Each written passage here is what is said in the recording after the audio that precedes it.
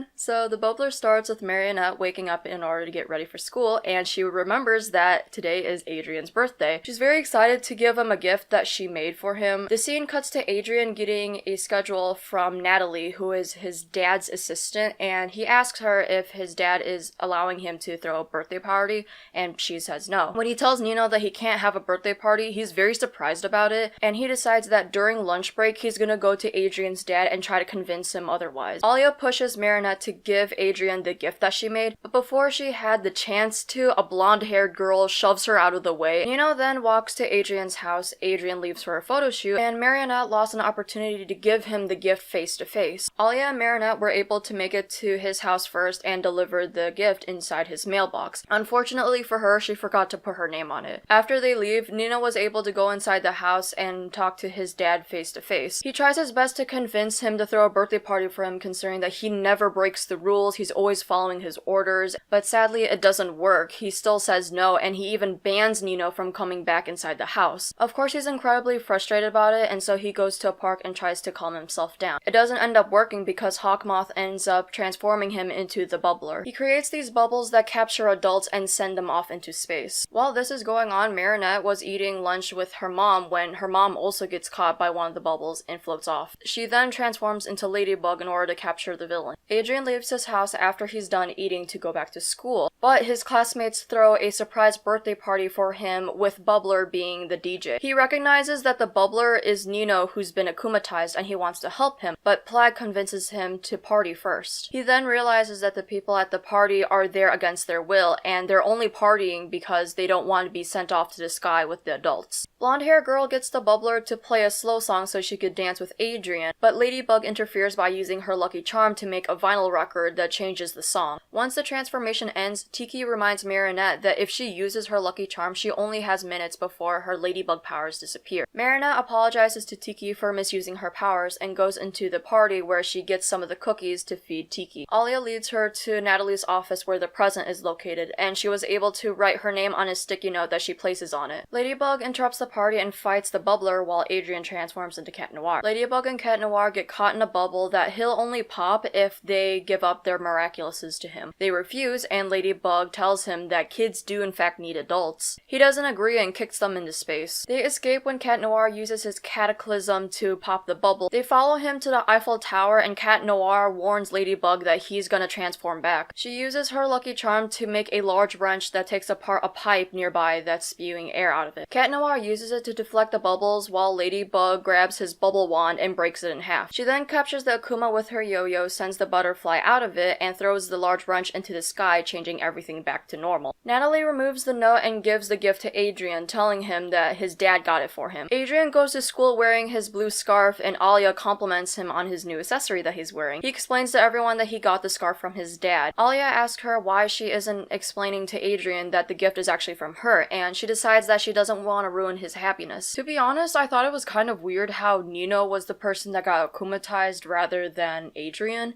considering that it is his birthday and he wanted to have a birthday party. I'm guessing the reason why is because Adrian has a miraculous on him, and because of that it makes him immune to being akumatized. Nino is okay, it's just that it reminds me of those like totally radical 90s kids stereotypes, you know what I mean? And I thought it was kind of weird how he plays with bubbles as a way to sort of calm himself down. The whole concept of a villain using bubbles as weapons is the weirdest thing that I've ever seen. Like, I could not take him seriously when he was like, oh, you guys better keep dancing or else I'm gonna send you to the sky. Like, that's just such a weird threat to make. Another thing that I noticed is that Adrian's dad sounds pretty similar to Hawk Moth, so maybe they are sort of connected to one another, because you see that Marinette's parents are bubbled and sent to the sky, but you don't see Adrian's dad being captured, so maybe he is the one. If Adrian's dad really is Hawk Moth, then why would he want the Miraculouses? Would they grant every wish that he has? Does he want to conquer the world and basically be the dictator, like the world leader and everything? What also was pretty interesting, or rather annoying, was the blonde-haired girl. She's just very annoying, she seems very selfish.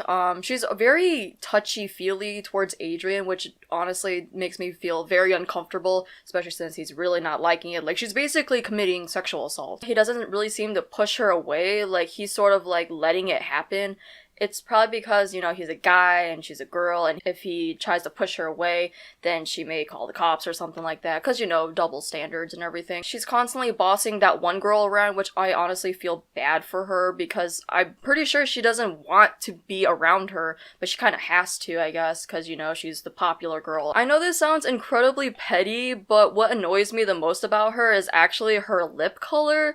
Like, it's just so pale on her skin, and it just looks so ugly, especially since she's always puckering up her lips. Other than that, I felt like this episode was pretty okay. I noticed that there are certain clips from the series that they keep reusing, like for example, the transformation sequences for Ladybug and Cat Noir. Hawk Moth sending off his akuma to transform his next civilian into a villain. Hawk Moth talking to the person that he wants to turn into a villain and try to get them to take Ladybug and Cat Noir's Miraculous. Ladybug capturing the akuma and de-evilizing it, releasing the butterfly, and her throwing the Lucky Charm in the air and saying Miraculous Ladybug, which changes everything back to normal for some odd reason. I guess to just summarize the whole episode and just to change everything back. Anyways, those are my thoughts on the bubbler. Thank you guys so much for watching, and I'll see you guys next time. Bye!